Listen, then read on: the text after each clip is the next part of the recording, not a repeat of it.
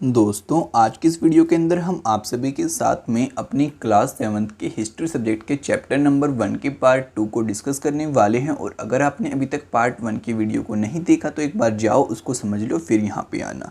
तो आज हम स्टार्ट करने वाले हैं। जो हमारा पेपर था उसकी जो वैल्यू थी वो कैसे आपकी यहाँ पे डिक्रीज होती चली गई। तो चलो फटाफट से एक बार इस बात को यहाँ पे समझ लेते हैं और यहाँ से कंटिन्यू करते हैं।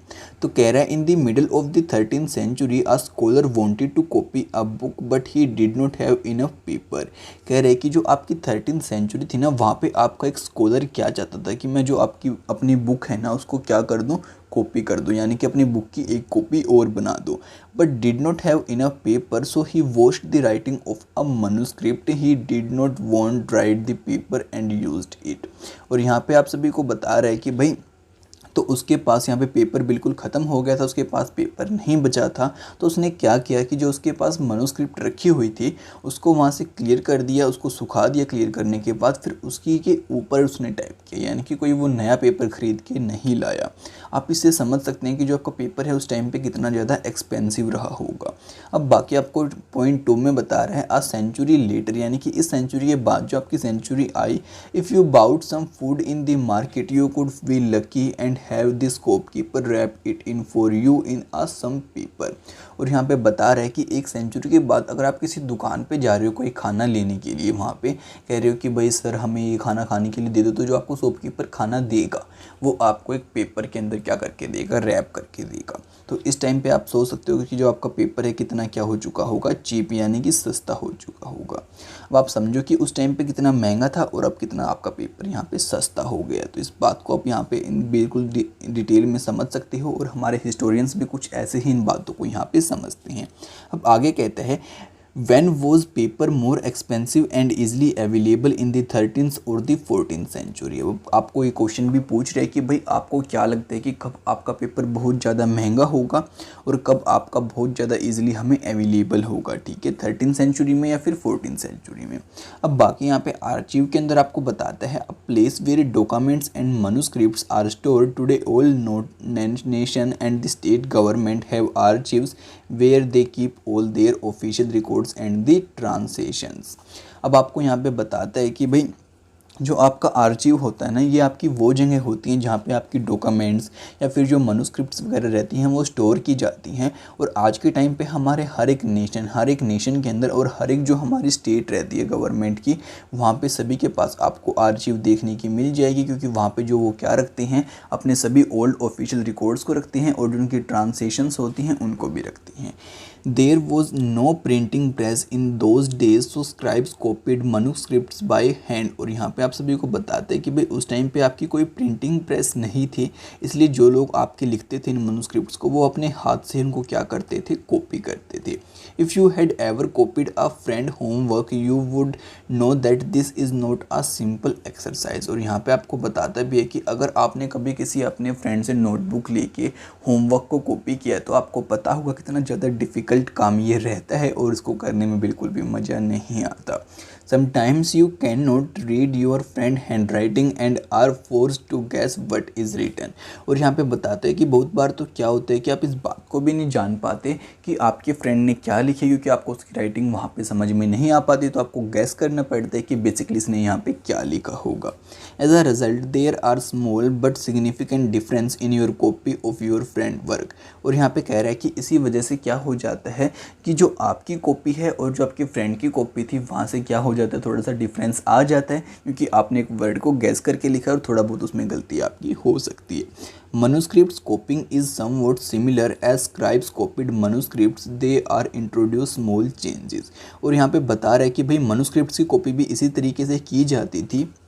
तो जो लोग आपके स्क्राइब लोग थे वो क्या करते थे, उनसे भी थोड़ी मोड़ी गलती ऐसे हो जाती थी, क्योंकि उन्हें भी कोई वर्ड्स यहाँ पे समझ में नहीं आते होंगे। A word here a sentence there this small difference grew over the century of copying until manuscripts of the same text became substantially different from the one another. और यहाँ पे आप सभी को बता रहे हैं कि भाई टाइम टू टाइम आपके ऐसे चेंजेस होते चले गए। अब मानो कि स्क्राइब ने आपकी एक मनुस्क्रिप्ट लिखी, दूसरे ने उसको कॉपी किया, फिर उसकी कॉपी वाली किसी और ने कॉपी की, उसके बाद किसी और ने कॉपी की, तो थोड़े थोड़े सेंटेंस में, किसी वर्ड में ऐसे आपके जो यहाँ पे डिफरेंस थे वो आते चले गए। और बहुत सेंचुरी के बाद जो आपकी मेन मनुस्क्रिप्ट थी और जो आपकी लास्ट वाली थी, उन दोनों में बहुत ज़्यादा ही डिफरेंस यहाँ पे देखने को हमें मिल गया।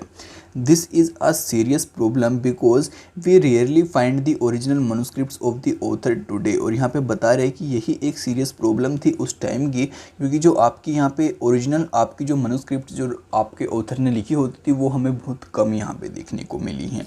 We are today depend upon the copies made by the later scribes. As a result the historians have to read different manuscripts version of the same text to guess what the author had originally written. और यहाँ पे बता रहे हैं कि भाई उस time पे बहुत ज़्यादा आपकी कॉपी की जाती थी। तो जो आपके आज के टाइम के हिस्टोरियंस रहते हैं वो क्या करते हैं, बहुत सारी जो आपकी मनुस्क्रिप्ट्स रहती हैं उनको स्टडी करते हैं और फिर वो पता लगाने की कोशिश करते हैं कि एक्चुअली जो ऑथर था उसने क्या बात यहाँ पे बताई होगी। अब ये है आपकी एक मिनिएचर पेंटिंग, आप इसको ध्यान से देख लो। बाकी इस पेंटिंग के बारे में मैं अभी आपको जस्ट बताने वाला हूँ। तो आपको यहाँ पे बाकी बता भी रहा, कह रहा है कि अ painting of a scribe making a copy of a manuscript, this painting is only 10.5 centimetre by the 7.1 centimetre in size. अब यहाँ पे कह रहा है कि जो आपका स्क्राइब है वो एक पेंटिंग बना रहा है, तो ये आपकी जो पेंटिंग है ना, ये आपकी इस साइज की यानी कि बहुत छोटी पेंटिंग है। Because of its size it is called a miniature. और कह रहे हैं कि इसके साइज़ की वजह से इसको क्या कहते हैं, हम मिनिएचर पेंटिंग बोलते हैं। Miniature paintings were sometimes use to illustrate the text of the manuscripts. और यहाँ पे कह रहे हैं कि जो आपकी पेंटिंग थी इनका यूज़ वो लोग करते थे अपने जो उन्हें मनुस्क्रिप्ट्स के अंदर जो टेक्स्ट वगैरह आपने लिखे हैं उसको समझाने के लिए, डिटेल में दिखाने के लिए। They were so beautiful and later collectors often took the miniatures apart and sold just the miniatures। और कह रहा है कि ये बहुत ज़्यादा सुंदर आपकी देखने में लगती थी।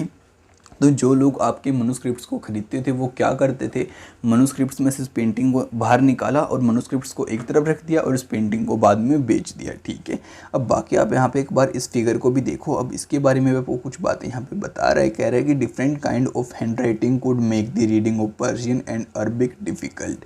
कि जो आपकी अलग अलग टाइप की हैंड राइटिंग रहती है वो भी डिफ़िकल्ट बनाती है इस चीज़ को, आपकी जो पर्शियन लैंग्वेज है, आपकी जो अरबिक लैंग्वेज है, इसके बारे में जानने को। The Nastaliq style on the left is cursive and easy to read and the Sikaste on the right is denser। अब यहाँ पे आपको बता रहा है कि जो ये आपका लेफ्ट की साइड में दे रखा है ये है आपका नास्तिक स्टाइल जो होता है वो वाला। और कह रहा है कि आपका कर्सिव है और उसको हम बहुत इजीली यहाँ पे रीड कर सकते हैं। जबकि जो आपका इस कास्ते जो स्टाइल में यहाँ पे राइट डाउन कर रखा है तो इसको भाई बहुत ज़्यादा डेंस है और इसको पढ़ने में बहुत ज़्यादा प्रॉब्लम उन लोगों को यहाँ पे आती थी। अब आपको आगे बता रहा है, on occasions author revised their chronicles at different times. The 14th century chronicles, Ziauddin Barani wrote his chronicle first in the 1356 and another version 2 years later। कह रहे हैं कि बहुत टाइम के बाद क्या करते थे जो ये ऑथर होते थे, ये अपने क्रॉनिकल्स को अगेन से लिखते थे, यानी कि उसको रिवाइज करने की यहाँ पे कोशिश करते थे। ऐसे ही जो आपका क्रॉनिकल जियाउद्दीन बर्नी था उसने क्या किया था, जो आपका 1356 के अंदर उसने अपना एक वर्से लिखा था और उसके 2 साल बाद उसने क्या किया, the two different form of each other but historians did not know about the existence of the first version until the 1960s। It remained lost in a large library collection. और यहाँ पे आपको बता रहा है बाकी इसी बात को कि भाई वो क्या करते थे, मतलब कि 2 साल के बाद 3 साल बाद अगेन से एक और क्रॉनिकल को लिखते थे और पुराने वाले को क्या करते थे, रिवाइज करते थे उसी के अंदर। ठीक है, और यहाँ पे आपको बता रहा है कि जैसे आपका जो आपका जियाउद्दीन बर्नी था इसने भी ऐसे ही लिखा था और जो उसका पहले वाला वर्जन था उसके बारे में हमारे हिस्टोरियंस को नहीं पता चला था। अब जाके हमें कुछ टाइम पहले ही पता लगा है उसके बारे में, क्योंकि वो अभी तक आपका जो हमारी लाइब्रेरी कलेक्शन होती है ना बहुत बड़ी, उसी के अंदर ऐसे आपका कहीं गुम हुआ था, हमें अभी तक नहीं मिला था। बाकी चलो अब हम आगे स्टडी करते हैं और आगे जान लें। अब आगे कह रहे हैं दी new social and political groups. अब जो हमारे कुछ नए टाइप के सोशल और पॉलिटिकल ग्रुप्स बनना भी स्टार्ट हो गए थे। The study of the 1000 years between the 700 and the 1750 is a huge challenge to historians and largely because of the scale and the variety of development that occur over the period। और यहाँ पे आप सभी को बता रहे हैं कि भाई जो आपका ये 700 से 1750 तक का टाइम है ना, ये बहुत बड़ा चैलेंज रहा है आपके हिस्टोरियंस के लिए, क्योंकि इस टाइम पे जो आपकी अलग अलग वैरायटी हो रही थी और डेवलपमेंट हो रही थी आपकी अलग अलग स्केल्स के ऊपर, वो बहुत ज़्यादा और कुछ अलग ही टाइप की हो रही थी, ठीक है। At different moments in this period new technology made their appearance like the Persian wheel in irrigation. और यहाँ पे बता रहा था कि अलग अलग टाइप की टेक्नोलॉजी भी आपके इस टाइम के ऊपर आ रही थी, जैसे कि आपका पर्शियन व्हील आ चुका था आपकी सिंचाई के कामों के लिए, the spinning wheel in weaving and the fire arms in the combat. और आपका स्पिनिंग व्हील आ चुका था आपकी वीविंग के लिए, और जो आपके फायर आर्म्स थे वो आपके कॉम्बैट के लिए यहाँ पे आ चुके थे। New foods and beverages arrived in this subcontinent. और नए तरीके का खाना आपका यहाँ पे आना स्टार्ट हो चुका था हमारे जो सब कॉन्टिनेंट थी यहाँ पे, जैसे कि आपके पोटैटो हो गए, यानी कि आपके आलू, उसके बाद जो आपके कॉर्न हो गए जिसके आप आजकल पॉपकॉर्न वगैरह खाते हो, फिर चिलीज़ हो गई, टी हो गई, कॉफ़ी हो गई। Remember that the all this innovations, new technology and the crops came along with the people who brought other ideas with them as well. और यहाँ पे आप सभी को बताते हैं कि आपको इस बात को भी इनके साथ में मद्देनज़र रखना है कि भाई ये जो सारी चीज़ें हमारे इंडिया के सब कॉन्टिनेंट के अंदर आई थी, लेकिन उस टाइम पे हम इसको इंडिया नहीं बोलते थे, तो उसके लिए सॉरी। मतलब कि जो हमारे सब कॉन्टिनेंट के अंदर यहाँ पे चीज़ें आई थी, ये हमारी अपने आप चल के नहीं आई थी, ये उन लोगों के साथ में आई थी जो कि नए आइडिया अपने साथ में यहाँ पे लेके आए थे, यानी कि आपके व्यापारी लोग जो आते थे और भी बाहर से जो लोग हमारे इंडिया के अंदर यहाँ पे आते थे। आई मीन इंडिया का मतलब आप समझ जाना, मैं यहाँ पे सब कॉन्टिनेंट कहना चाह रहा हूँ, ठीक है। इंडिया से मतलब मेरा इंडिया नहीं, क्योंकि उस टाइम पे हम इसको इंडिया नहीं कहते थे। As a result this was a period of economic, political and the social and cultural changes. और यहाँ पे कह रहे हैं कि इसी वजह से जो आपका इस टाइम का ये पीरियड था, ये कैसा पीरियड था, आपका economic, political and social and cultural changes का पीरियड था, ठीक है। You will learn about some of these changes in the chapter 5, 6 and 7। और कह रहे हैं कि इन चेंजेस के बारे में आप डिटेल में स्टडी करेंगे आपके चैप्टर नंबर 5, 6 और 7 के अंदर। This was also a period of the great mobility. Groups of people traveled long distances in search of opportunity। और यहाँ पे बता रहे हैं कि जो आपका इस टाइम का ये पीरियड था, इस टाइम पे लोग बहुत ज़्यादा यात्रा वगैरह भी आपके करते थे अलग अलग अपॉर्चुनिटीज़ को ढूंढने के लिए। This subcontinent held immense wealth and the possibilities for people to carve a fortune। और यहाँ पे बता रहा है कि जो आपकी ये हमारी अब वाली सबकॉन्टिनेंट है, इसके पास बहुत अच्छी आपकी वेल्थ थी और इसके पास बहुत अच्छी पॉसिबिलिटी भी थी कि बहुत सारे लोगों के ये जो उनका भविष्य था उसको सुधार पाए और उन्हें कुछ अच्छा काम यहाँ पे दे पाए। One group of people who became important in this period was the Rajputs, a name derived from a Rajputra the son of ruler. और यहाँ पे बता रहे हैं कि भाई इस टाइम के ऊपर जो आपका ग्रुप पॉपुलर था वो था आपका राजपूत, जो कि आपका ये नाम ड्राइव किया था हमें राजपुत्रा से, द सन ऑफ रूलर, यानी कि आपके राजा के बेटे से। अब आगे आपको बता रहा है between the 8th and the 14th century this term was applied more generally to the groups of the warriors who claimed the Kshatriya caste status. और यहाँ पे बता रहे हैं कि भाई ये जो आपकी टर्म थी राजपूत, ये आपकी 8th से 14th सेंचुरी तक सिर्फ उन लोगों के लिए यूज़ की जाती थी जो कि आपके क्या थे, अपने आप को कहते थे हम योद्धा हैं और हम अक्षत्रिय कास्ट से बिलोंग करते हैं। The term included not just rulers and chieftain but also soldiers and the commander who serve in the army of the different monarchs all over the subcontinent. और यहाँ पे उसके बाद आपको बता रहा है कि भाई कुछ टाइम के बाद ये जो आपकी टर्म थी सिर्फ राजा के लिए नहीं रही, ये आपके वहाँ पे जो सिपाही लोग थे जो राजा की सेना में काम करते थे, जो चीफ्टियन लोग थे राजा के वो लोग भी, और जो कमांडर वगैरह होते थे आर्मी के वो लोग भी, इन सभी के लिए बाद में यही टर्म यूज़ की जाने लगी और उन सभी को कहा जाने लगा राजपूत, ठीक है। A chivalry code of conduct, extreme valor and a great sense of loyalty were the qualities attributed to the Rajputs by their poets and the bards। और यहाँ पे बता रहा है कि भाई जितनी भी कविताएं राजपूतों के ऊपर लिखी गई हैं, जो कविता लिखने वाले हमारे ऑथर लोग होते थे, वो सभी का कहना यही होता था अपनी कविताओं के अंदर कि भाई ये जो हमारी कास्ट है बहुत विश्वसनीय कास्ट है और इसके ऊपर हम बहुत ज़्यादा विश्वास कर सकते हैं और ये कभी भी किसी के साथ में छल नहीं करती, ये बहुत लोयल लोग होती है, ठीक है। Other groups of people such as the Maratha, Sikh, Jat, Ahoms and the Kshatriyas, a caste of scribes and the secretaries also used the opportunity of the age to become political important. और यहाँ पे आप सभी को आगे बताते हैं कि भाई आपके और भी बहुत सारे ग्रुप इस टाइम पे थे, जैसे कि आपके मराठा हो गए, सिख हो गए, जाट हो गए, होम्स हो गए, ये क्या है, कस्ताज हो गई, ये सभी जो लोग थे ना, ये आपकी कास्ट थी स्क्राइब्स लोगों की, जो सेक्रेटरीज लोग होते थे उनकी, और ये भी अपॉर्चुनिटीज़ का यहाँ पे यूज़ करते थे और इनके पास भी बहुत ज़्यादा अपॉर्चुनिटी यहाँ पे थी, और ये भी थोड़े टाइम के बाद में पॉलिटिकली इंपॉर्टेंट बनते चले गए। ठीक है, अब चलो आगे चलते हैं, आगे समझ लेते हैं। और यहाँ पे आपको इमेज शो कर रखी है आपके पर्शियन व्हील की। ठीक है, through this period there was a gradual clearing of forest and the extension of agriculture. और कह रहे हैं कि जैसे जैसे यहाँ पे टाइम बीतता चला गया तो लोगों ने क्या करना स्टार्ट कर दिया, आपके जंगलों को साफ करना स्टार्ट कर दिया और यहाँ पे आपकी खेती का विस्तार हुआ। A change faster and more complete in some areas than in other। और यहाँ पे आप सभी को बता रहे हैं कि भाई कुछ एरिया में क्या हुआ, ये बहुत जल्दी चेंज कर दिया गया और बिल्कुल पूरा ही चेंज कर दिया गया बहुत कम टाइम के अंदर।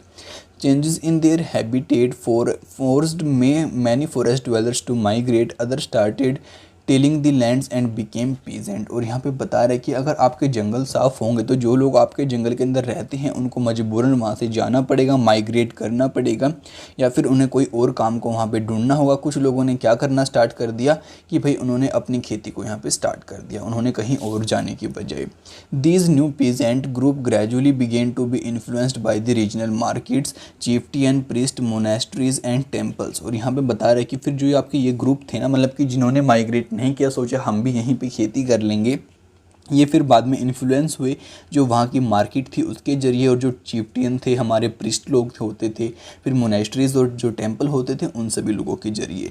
दे became part of a large complex societies and were required to pay taxes and offer goods and services to the local lords. और यहाँ पे उसके बाद क्या हुआ, आपकी जो सोसाइटी थी वो कॉम्प्लेक्स बनती चली गई और उसके बाद उन लोगों को टैक्स देना भी यहाँ पे अनिवार्य हो गया, जो भी वहाँ पे सामान को खरीदा बेचा जाता था उसके ऊपर।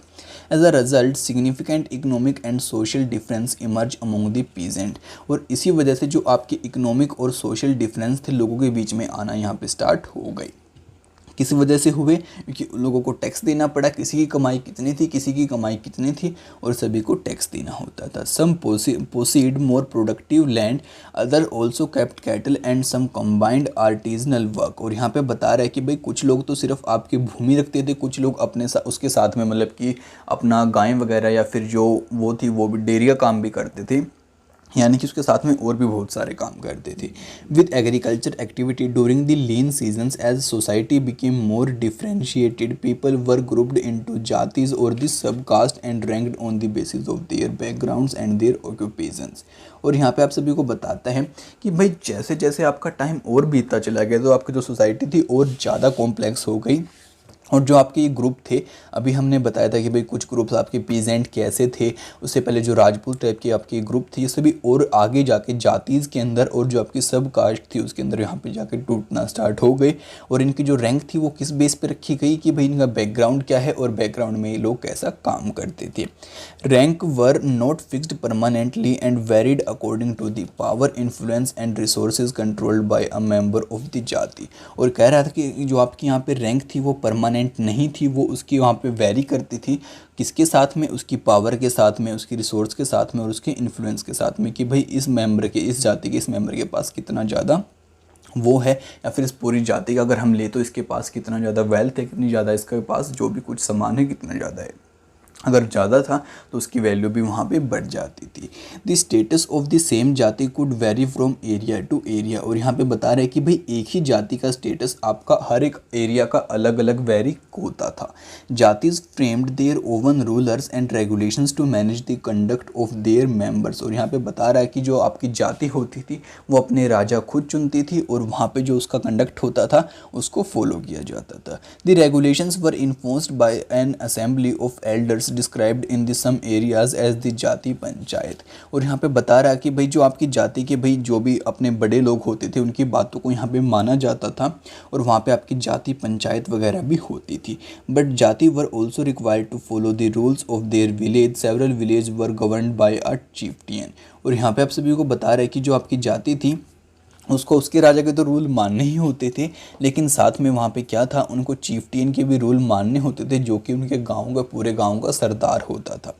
Together they were only one small unit of a state. और यहाँ पे बता रहा था कि भाई अगर हम पूरी जाति को एक साथ बताएं तो ये आपकी जो स्टेट थी उसकी बिल्कुल छोटी सी यूनिट होती थी। Of technological, economical and social cultural changes describe in this sections which do you think were most significant in oven और इन टाउन और village in which you live. अब यहाँ पे आप सभी को बता रहे हैं कि आपने अभी तक जो भी चीज़ें स्टडी की कि जो आपका टेक्नोलॉजी में चेंज आया, इकोनॉमिक में चेंज आया, सोशल में चेंज आया, कल्चरल में चेंज आया, ये जो सभी चेंज आपने स्टडी किए इनके बेस पे आप क्या कह सकते हो कि कौन सी चीज़ आपकी ज़्यादा अच्छी है, आपका शहर या फिर गांव, आप कहाँ रहते हैं, इस बात को भी सोचो।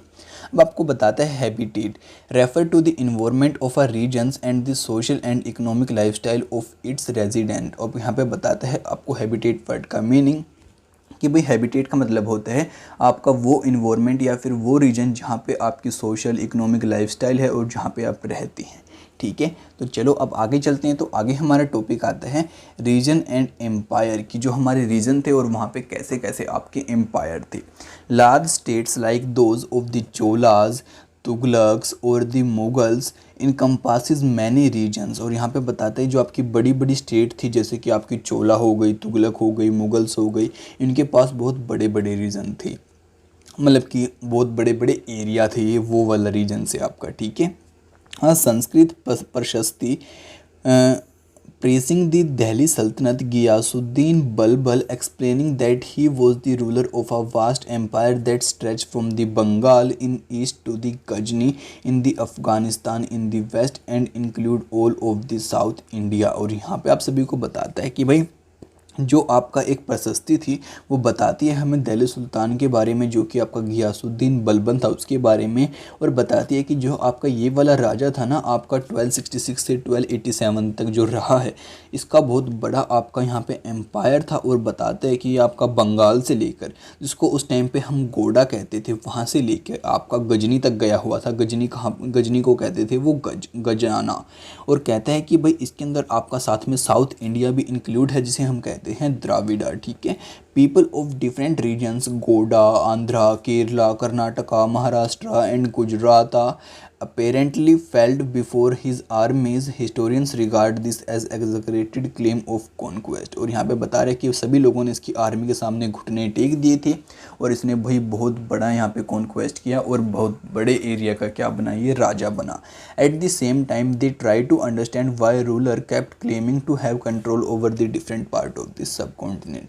और साथ में भाई जो हमारे हिस्टोरियंस थे इन्होंने इस बात को भी स्टडी करने की कोशिश की कि भाई ये जो राजा लोग थे इन्होंने इस एरिया के ऊपर क्लेम क्यों करना चाहा, यानी कि इस एरिया को अपने अंडर में क्यों लेना चाहा, आखिर उस एरिया को अंडर लेने से क्या बात यहाँ पे हो जाएगी। अब आपके माइंड में भी ऐसे बहुत सारे क्वेश्चन यहाँ पे आ रहे होंगे, तो यार उनका आंसर देंगे हम आपको नेक्स्ट वाले चैप्टर्स के अंदर। अभी के लिए सिर्फ हम यही बात स्टडी कर रहे हैं कि जो हमारे हिस्टोरियंस लोग होते हैं, यानी कि जो हमारी हिस्ट्री को स्टडी करते हैं, वो हमें कैसे बता पाते हैं कि भाई जो हमारा ये वाला राजा था इसने ऐसे किया, भाई इस टाइम पे हमारा जो पेपर था वो सस्ता है, इस टाइम पे जो हमारा पेपर है वो महंगा है। तो यार ये सभी बातें ऐसे ही होती हैं, वो ऐसे उनको कंपेयर करती हैं, उनको कैसे उनके हिस्टोरियंस जो रिकॉर्ड होते हैं पीछे वाले, हमारी जो मनुस्क्रिप्ट्स होती हैं उनको पढ़ के, उनको सभी बातों को स्टडी करके उन्हें इस बात का पता चलते हैं। तो यार बाकी चलो हम आज के पार्ट को यहीं पे एंड करते हैं। अब इस चैप्टर के लास्ट पार्ट को हम आप सभी के लिए बहुत जल्दी ही लेकर आएंगे। उसको सबसे पहले देखने के लिए हमारे चैनल को सब्सक्राइब करना बिल्कुल भी मत भूलना।